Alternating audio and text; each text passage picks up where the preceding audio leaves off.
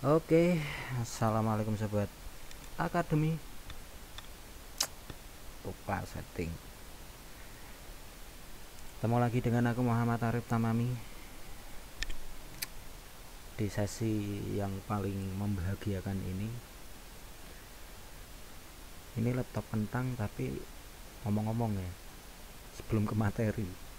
Ini laptop kentang tapi ada Premiere Pro. Ya walaupun crack sih. Terus Corel Draw Suite. Terus apalagi ini? Photoshop. Ini dari Kuiha semua, sama Adobe Creative. Aduh ini gila, ini spaceku berapa coba buat tutorial ini, cukup apa enggak? Bentar ya. Oh 131 terpakai, sisa 207. Oke. Oke, di sesi kali ini aku bahas tentang apa ya, cara bentar tak, ini juga salah satu trik cara untuk apa, riset kata kunci. Tapi sebenarnya bukan masalah SEO sih yang mau aku bahas, itu bukan masalah SEO, lebih masalah apa ya, lebih ke, bukan masalah sih, cara menjadi, cara belajar, cara singkat lah, kita belajar tentang web programming. Cuma ini aku belum nemu.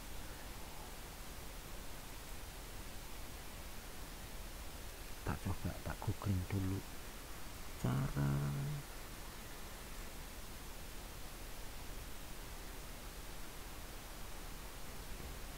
mulai.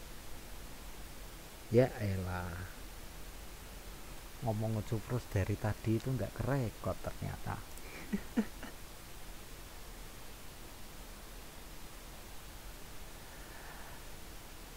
Oke, jadi dimulai dari mana nih? Kita sebagai seorang programmer, cara menjadi programmer. Kalian lihat ya ini ya,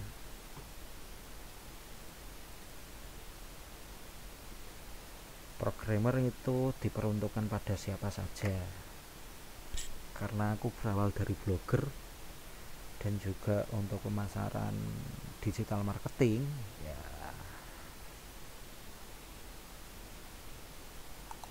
wajib sih hukumnya, wajib hukumnya untuk belajar yang namanya programmer. Kita kan ke developer saja cukup bang, pasti gitu kan. Iya sih, tapi nggak ada salahnya juga kalian mengetahui basic-basic pemrograman agar saat ada sesuatu masalah itu kalian tahu pemecahan masalahnya gitu. Dan itu dimulai dari mana sih bang? Dari HTML, CSS, dan juga JavaScript. Itu front end ya. Front end apalagi bang? Front end ya nanti deh, pelan-pelan. Hypertext, markup language, HTML5 itu seperti dokumentasi ya, seperti ini ya. Ada yang namanya header, logo yang berisi logo, terus nav yang berisi seperti ini. Itu yang kalau kalian biasa sering pakai blogspot itu dia nampilinnya pakai HTML. Terus untuk pewarnaan seperti ini dia pakainya CSS. Terus interaksinya seperti ini. Nanti ini kalau tampilan kecil seperti apa, terus tampilan besarnya seperti apa, itu pakainya JavaScript. Dan JavaScript kita belajar untuk OOP. dan itu tingkat lanjut ya. Fungsinya buat apa ya? Fungsinya nanti kalau kalian sama-sama pemasaran itu pasti kalian bertemu dengan event itu, kalau bahasa JavaScript-nya ya peristiwa, itu kita gunain JavaScript. Kalau biasa kita ngiklan di Google Ads seperti ini ya, itu pakainya JavaScript. Kalau tidak pakai itu ya susah nanti. Kalau tidak paham JavaScript ya iklan yang kalian gelontorkan itu ya kayak percuma.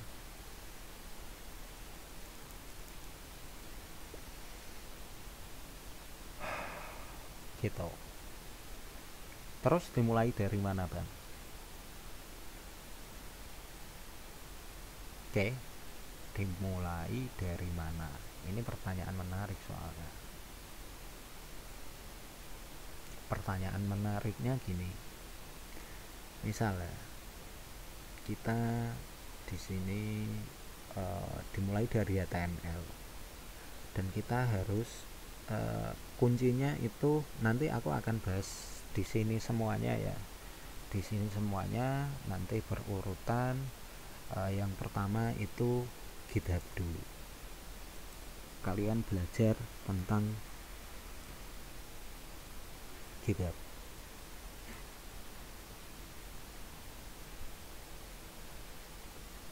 Kalian nanti daftar dulu di sini di GitHub ya. Ini lebih ke apa sih ya? Bisa semacam sosial medianya programmer lah, ya kan? Sebenarnya kalau yang sering-sering jadi blogger pasti kalau nyomot skrip apa terus apa itu kan nyarinya di sini kan. Tapi kalau kita tidak tahu fungsinya kan ya kita repot juga, ya kan? Asal clone, asal copy aja terus dipasang, ternyata ngebat, stagnan deh. Terus apalagi VS Code. Nah, ini dia. Untuk editingnya sebenarnya kalau pakai Notepad seperti ini itu cukup sih. Cuma kalau untuk yang lebih kompleks seperti JavaScript sebenarnya bisa ini aja cukup. Tapi lebih enak kalian install ini, Visual Studio Code. Oke. Setelah itu yang mana? Setelah itu yang ini dia. Ini alat tempur ya, alat tempur. Terus kalian kuasai ini. Terus apa ya? Figma. Nah, ini dia Figma. Fungsinya buat apa? Ini buat kita mendesain.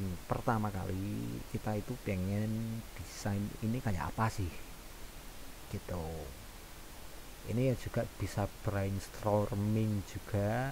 Terus UI UX itu biasanya dia pakainya Figma ini. Oke, kalian belajar di sini.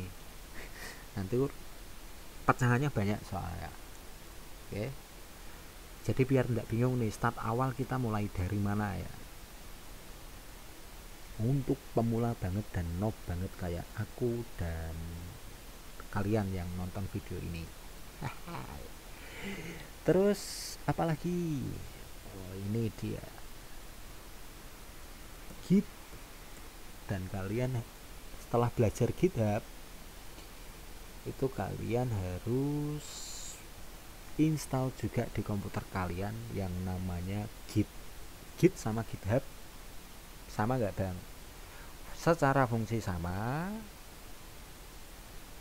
secara fungsi ada persamaan tapi juga ada perbedaan.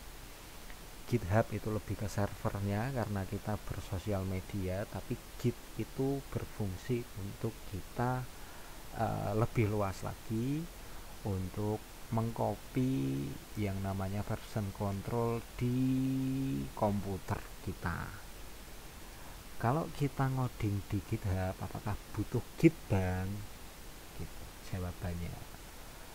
Kalau aku pribadi ya tergantung kondisional kalian. Kalau mau lebih simpel ya kalian pakai Git dan juga GitHub. Git di komputer lokal kita, jadi bisa terkontrol version controlnya. Terus di GitHub itu buat penyimpanan kita. Oke. Nih, kalian download ini juga yang namanya Git di komputer kalian. Terus apa lagi ya? Oh ya, W3 School.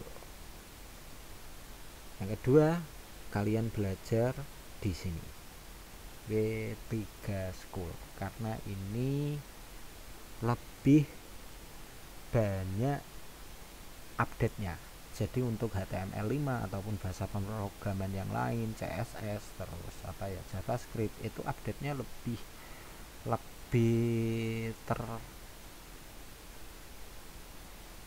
terkoordinasi bagus di sini. Free ya, ini free, benar-benar free. Kalau kalian di sini yang tutorialnya itu free. Cuma kalau saat untuk sertifikasi memang ada biaya sendiri. Jadi ya kalian harus ngumpulin biaya kalau kalian mau ngejar ijazahnya buat karir. Lebih prefer di W3 School ini ya. Oke. Karena kalau W3 School ini itu bisa dikata apa ya? Bisa dikata itu karena dia yang menstandarisasikan untuk bahasa pemrograman yang ada di dunia ini,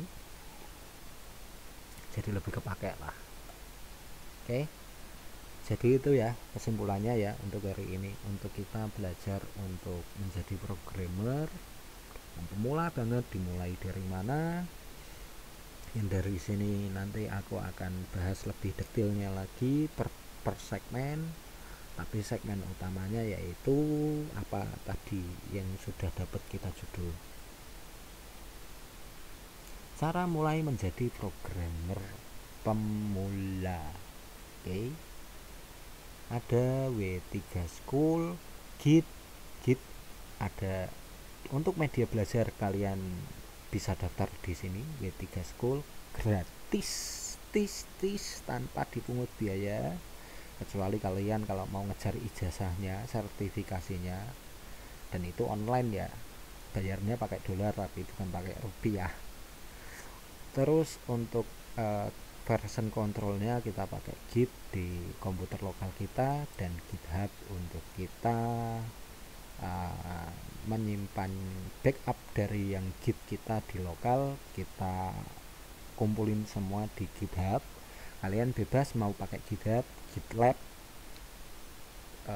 apalagi ya, bucket apa gitu, aku lupa, banyak kok version control. Yang terkenal itu GitHub sama GitLab. Kalau aku prefer pakai GitHub. Oke, pakai GitLab juga boleh. Untuk editor, untuk editornya, programmer editor, kita pakai Visual Studio Code. Dan untuk desain UI UX nya kita pakai Figma. Oke, yang gratis dulu aja.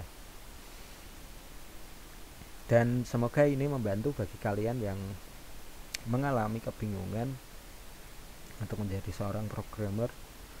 Walaupun aku juga mengakui aku bukan sejago Sandika Galih web programming Unpas. Aku ya juga belajar dari beliau. Aku juga belajar dari programmer zaman now juga. Bisa dikata ini kesimpulan yang aku dapat setelah aku ya juga nonton kreator lain tentang bukan web programming, bisa web ataupun apps. Ini langkah awal untuk kita memulai belajar menjadi seorang programmer. Apapun basic pendidikan kalian ya. Kalau kalian suka ya, ini cara belajar untuk menjadi seorang programmer. Kursusnya di W3 School. Terus untuk version control di lokal kita pakai Git, di backup di GitHub. Terus kita kode editor pakai Visual Studio Code, dan untuk merancang UI UX kita pakai Figma. Oke, terima kasih yang sudah menonton video ini sampai habis. Keep learning by doing, dan thank you. Assalamualaikum. Kita berjumpa lagi di sesi selanjutnya, yaitu langkah paling awal ya, install Visual Studio Code. Thank you. Assalamualaikum.